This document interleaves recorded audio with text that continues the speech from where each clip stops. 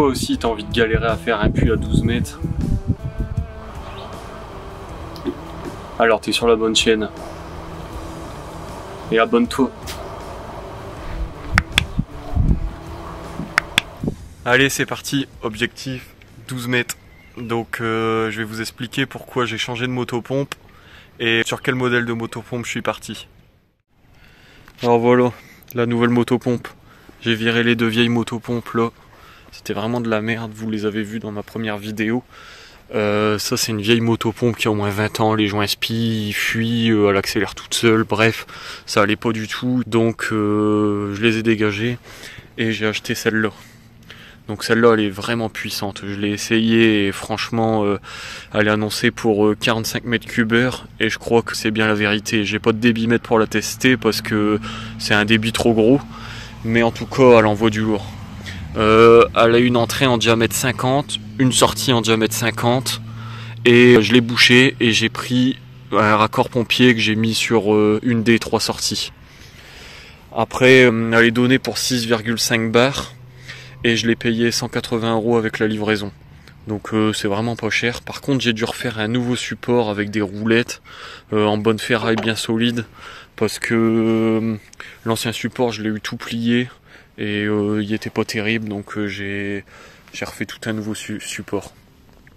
Allez, maintenant on passe à la réalisation de la tête de forage. C'est parti. Donc c'est un tube de 2,25 m de longueur. Donc là je suis en train de le souder. Et surtout il est vraiment fort de fer, donc il y a une grosse épaisseur de métal pour faire du poids. Comme ça va me permettre d'enfiler le flexible ici, le diamètre 50, le tube il fait 50 mm de diamètre, et de mettre 2 colliers de serrage. Comme ça quand la barre elle va descendre, avec son poids elle va tirer le flexible dans le fond. J'ai soudé ici 2 raccords 1 pouce 1/4, un ici et un là, je viens de finir la soudure. Comme ça me permet de mettre un raccord qui fait la liaison entre la tête de forage et cette barre. Comme ça, si un jour je veux faire un plus petit diamètre de forage, je pourrais en dévisser ici, ressouder une nouvelle tête et comme ça me permet de garder le même tube. Pour la tête, là, je viens de découper dans une plaque de métal une forme de V. Avec ici une entaille de 50 mm que je vais souder là et ici. Et ici c'est un rond de 180 mm. Donc fait dans un tube métallique que j'ai découpé un rond et j'ai aiguisé et j'ai plus qu'à le souder ici et ici. Ici je vais souder 2 œillets et mettre une corde qui va descendre en même temps que le tuyau au cas où si le tuyau il se décroche, au moins je pourrais le remonter par la corde. S'il se bloque pas dans le fond du puits comme la dernière fois.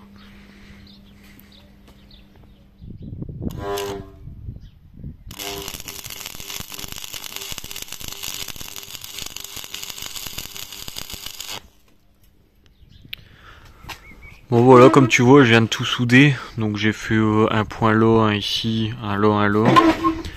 Après j'ai soudé ici, là. J'ai soudé les coins ici.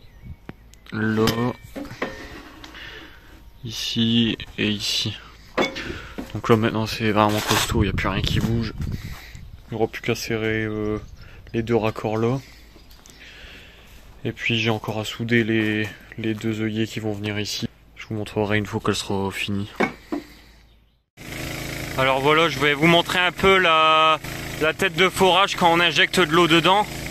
Donc elle est terminée la tête et je voulais faire un essai pour voir ce que ça donnait avec la motopompe. Donc là on voit elle est connectée au tuyau avec la corde et ça donne ça. Donc ça donne vraiment bien de l'eau. Donc normalement c'est la pression de l'eau qui va faire remonter le sable à la surface et créer un trou. Donc là on voit il y a bien de la pression. Donc c'est nickel, c'est ce que je voulais. Maintenant il n'y a plus qu'à essayer de descendre à 12 mètres. Normalement je le sens bien. Elle est bien plus puissante que mes 2 autres pompes. Alors on a vu l'essai en eau de la tête de forage. Maintenant je vais vous montrer tout le système, comment il fonctionne. Alors voilà, donc on retrouve la pompe avec son tuyau d'aspiration en diamètre 50 et au bout du tuyau une crépine pour pas aspirer les têtards dans le canal. Ensuite l'eau elle sort donc de la pompe, elle arrive dans le tuyau de pompier. Bon bien sûr il y a des roulés mais là c'est pour vous montrer. Ensuite l'eau elle arrive ici, elle arrive là et elle arrive dans ce raccord là. Donc ça fait la liaison entre le tuyau de pompier et le tuyau qui va descendre dans le puits. Donc ensuite on suit le tuyau, hop. Donc le tuyau il fait 10 mètres et la tête de forage elle fait 2 mètres, donc en tout ça fait 12. Ensuite l'eau elle arrive ici, elle arrive dans la tête de forage. Et j'ai soudé les deux raccords pour mettre des élingues à une corde. Comme ça si ce raccord là il s'en va, au moins je peux la tirer avec la corde pour la refaire remonter. Donc la corde elle descend en même temps que la tête de forage. J'ai une petite surprise aussi. Alors sur ce raccord là, donc c'est pas un raccord, c'est un clapet anti-retour. Parce qu'en fait je vais mettre un compresseur Atlas Copco qui va envoyer 2100 litres minute d'air pour avoir encore plus de puissance. Parce qu'on m'a dit plus il y a de puissance mieux c'est. Donc on va encore ajouter de la puissance par ce clapet anti-retour. Allez c'est parti, je vous montre le compresseur. Allez on va aller voir le compresseur. Donc là on est dans mon hangar. Je fais pas mal de mécanique. Du coup il y a pas mal de moteurs partout et tout. Et il se cache ici. Donc c'est un compresseur Atlas Copco. C'est un ancien compresseur il y a une vingtaine d'années. Qu'un moteur diesel. Voilà la bête. Donc avec ça, il y a moyen de descendre profond. Je vais vous montrer un peu, faire le tour. Donc c'est un moteur DEUT, un 2 cylindres de 30 chevaux, refroidi par air. Hop. Voilà, c'est un moteur de Twingo, futur projet peut-être. Là on voit bien avec les filtres et tout. Et le compresseur il envoie 2100 litres minute à cette barre.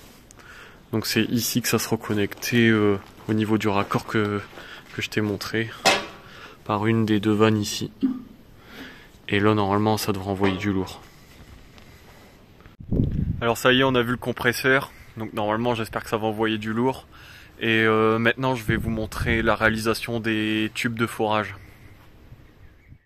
Alors pour ce puits, ça sera un tube PVC de 140 mm par 3,2 mm d'épais.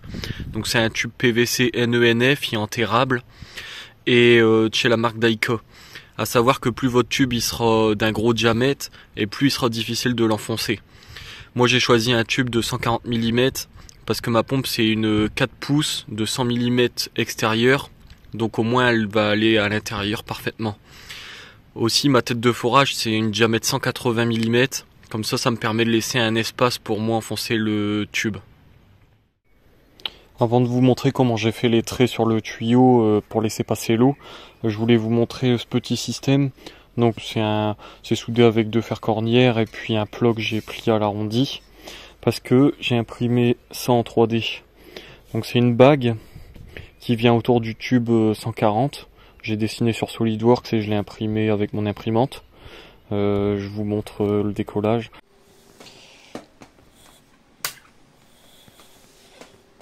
Cette bague elle permet en fait de bloquer le tuyau. Je viens mettre ça dedans comme ça. Hop. Et là on peut voir, c'est bloqué comme ça. Ça va être beaucoup plus simple d'emboîter le tuyau suivant quand celui-là il sera dans le puits. Donc ça va prendre appui sur deux bouts de bois. Il va remonter contre la bague et il sera bloqué. Il n'y aura plus qu'à insérer le second tuyau. Parce que je sais pas si vous avez vu sur ma première vidéo, j'ai bien galéré à mettre les tuyaux les uns sur les autres. Donc c'est des grandes longueurs et c'est pas évident. Donc ça c'est un petit système qui me permet d'améliorer. Voilà mon petit système pour faire les traits sur le tube en PVC. Donc c'est un bout de tuyau de 30 cm que j'ai découpé dans un PVC de 140. Je l'ai ajouré à cet endroit-là pour dire de le glisser dessus. Et j'ai fait des fentes avec un disque de 1,6 mm tous les 1 cm.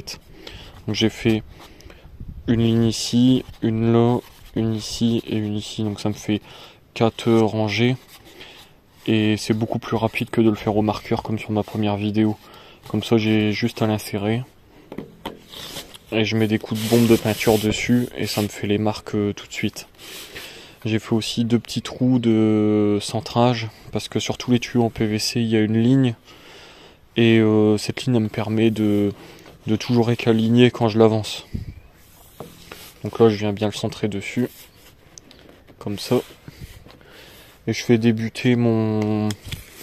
souvent débuter à 50 cm. Donc là je vais le mettre à 50 cm.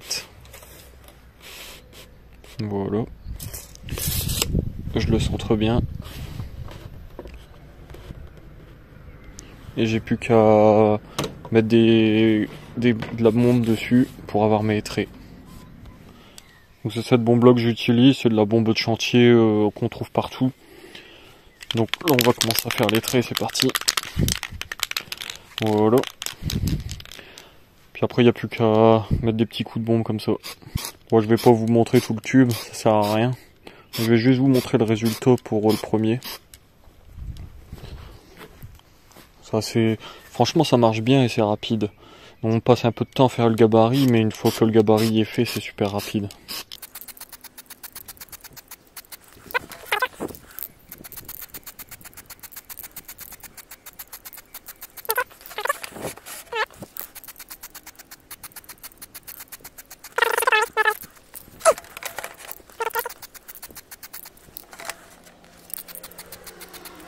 Voilà, c'est sec, maintenant je vais l'enlever, vous allez voir ça.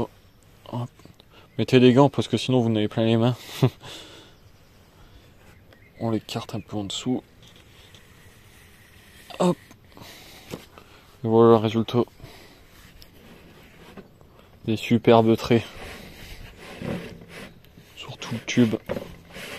Il n'y a plus qu'à faire ça sur 4 mètres. Et après, on reprend le gabarit, on le replace. Hop, sur le premier trait, on va le voir là. Là, voilà. Et je l'avance de 1. Pour dire de ne pas remarquer 2 fois le même.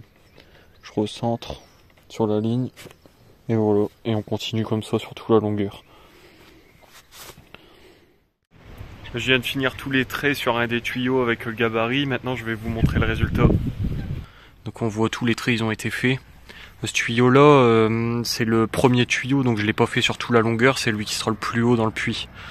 Donc j'ai fait que la moitié. Et on voit le résultat, c'est parfait. Donc on voit bien les 4 lignes de traits. Et maintenant je vais les couper à la meuleuse.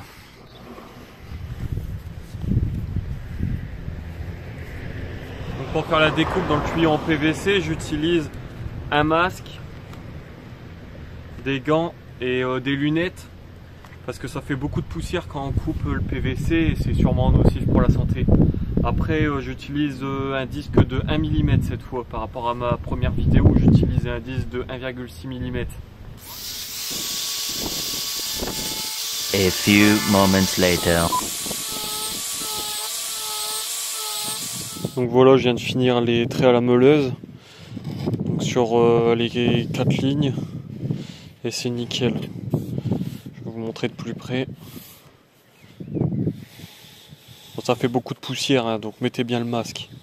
Mais c'est parfait. Donc maintenant on va passer à la pose du géotextile. Donc j'ai déjà commencé un peu.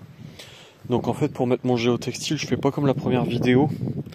En fait je mets d'abord un scotch ici, comme ça. Donc là j'ai mis un bout de scotch. Je viens entourer le géotextile autour du tuyau. Donc là c'est pas évident à faire. Hop. Comme ça. Et comme ça permet de prendre la bobine et de l'entourer de cette manière-là autour du tuyau. Comme ça fait beaucoup plus de géotextile autour du tuyau. Et en même temps, ça permet de ne pas avoir trop de scotch qui va obstruer les trous pour tenir le géotextile. Et je mets plus de colsonne non plus. Je tiens tout avec du scotch. De toute façon, le sable, il va revenir contre et il va forcer le géotextile contre le tube. Donc il n'y aura plus de souci de pénétration de sable. Donc ici, là je le mets comme ça. Et là après, il n'y a plus qu'à enrouler Donc bien l'enrouler tout autour du tuyau en avançant et les lignes ils vont se superposer, donc ça va se chevaucher. Ça va se chevaucher, comme ça il y aura plusieurs couches autour du tuyau.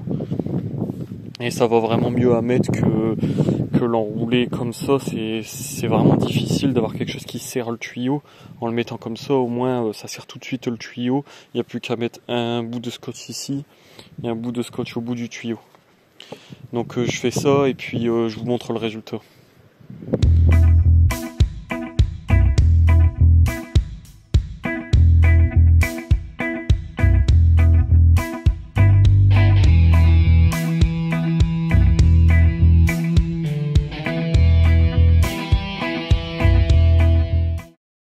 Donc voilà, j'ai mis en place la première partie du géotextile.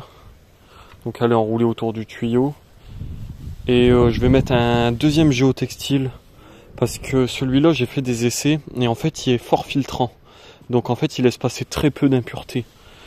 Du coup je fais qu'un tour et je vais utiliser un deuxième type de géotextile, celui-là. Donc c'est un géotextile de chez Soprema qu'on trouve à Bricoman aussi. Mais on voit, je sais pas si vous voyez, on voit un peu à travers. En fait celui-là il laisse passer un petit peu le sable. Du coup je vais faire 2 tours avec celui-là et j'ai fait 2 tours avec celui-là, donc en tout ça va faire 4 tours. Comme ça au moins je suis sûr, enfin j'espère que le sable il passera pas à travers. Donc c'est parti, je refais 2 tours comme le premier géotextile. Bon voilà, les 3 tubes ils sont prêts, donc je viens de terminer, j'ai galéré, c'était vraiment de la merde, mais bon là c'est fait. Donc je vais vous montrer un petit peu tout ça. Donc on voit là il y a le premier tube qui a pas de géotextile sur toute la longueur. Donc ça sera le premier. Comme ça je vais faire arrêter le sol ici à peu près. Enfin j'espère, si j'arrive à aller à 12 mètres. Ensuite il y a le deuxième tube et le troisième. Donc j'ai mis autour une tresse et de la tresse de pêche pour aller à la pêche à la carpe. Comme ça permet de bien bloquer le géotextile contre. Bon, pour l'enrouler le géotextile c'était galère. Mais bon j'ai réussi, j'ai fait 5 ou 6 tours. J'espère que l'eau elle passera encore bien à travers et que ça va pas se boucher trop vite. Mais j'ai préféré assurer le coup pour pas qu'il y ait de sable qui rentre à l'intérieur. Et voilà, un superbe bouchon. Après 14 longueurs d'impression, il est enfin là. Donc ce bouchon je l'ai fait en PETG avec mon imprimante 3D. Je vais donner une petite forme ici incurvée pour mieux pénétrer jusqu'au fond du puits et donner un guidage. J'ai fait aussi 2 petits cercles ici un peu sur imposition pour au cas où il y a quelque chose qui tomberait dans le fond du puits, ça casse pas le bout du bouchon. Parce qu'il est destiné à éviter les remontées de sable. C'est ce fameux bouchon que j'ai oublié dans le premier puits. Donc ce coup-ci je vais pas l'oublier. Et je l'ai fait bien solide pour pas qu'il y ait de soucis. Donc on voit, hop, il vient parfaitement au bout du tuyau de 140 mm. Et voilà. J'ai réalisé un test de débit d'eau avec le tubage, donc qui va être inséré dans le puits et son bouchon au bout. Donc ce test il consiste à mettre la motopompe, le tuyau d'aspiration de la motopompe dans le tubage et mettre la motopompe au maximum pour voir si l'eau elle passe bien à travers les 6 à 7 tours de géotextile. Donc j'ai fait ce test et ça fonctionne parfaitement, donc l'eau elle passe librement à travers le géotextile. Bien sûr une fois que le tubage il sera dans la nappe, l'eau elle passera forcément moins bien vu qu'il y aura du sable autour. Donc on se trouve maintenant à l'emplacement où il va y avoir le nouveau puits. Donc ici on a l'ancien tubage, enfin le puits déjà existant. Et je vais réaliser le second puits juste à côté du premier, donc à cet endroit là. Donc on voit la nappe phréatique, elle est déjà très haute. Donc là c'est l'eau de la nappe phréatique qu'on voit déjà. À savoir qu'ici c'est une nappe phréatique constituée de sable, donc en fait l'eau elle est dans le sable. Donc mon système de forage il est possible parce que justement il n'y a pas de cailloux et c'est que du sable. Donc à mon avis ce système de forage il est peut-être pas adapté à tous les terrains. Donc à bien vérifier la nature de votre sol avant de vouloir réaliser le même système que moi. Donc j'ai fait une tranchée pour dire d'évacuer l'eau de la motopompe. Comme ça l'eau elle va suivre la tranchée et après elle part le long des fondations, et puis il y a un fossé au bout. Comme ça au moins j'aurai pas les pieds dans l'eau. J'ai fait aussi une petite plateforme. En fait cette plateforme elle permet d'avoir un bon appui pour tenir le tuyau quand il va descendre. Comme ça. Et au moins ça sera beaucoup plus facile que d'avoir les pieds dans l'eau et de galérer dans la boue. Alors voilà, c'est la fin de la présentation du matériel pour l'objectif 12 mètres. J'espère que vous avez aimé. En tout cas, n'hésitez pas à le faire savoir dans les commentaires si vous avez des questions. Et oublie pas, abonne-toi.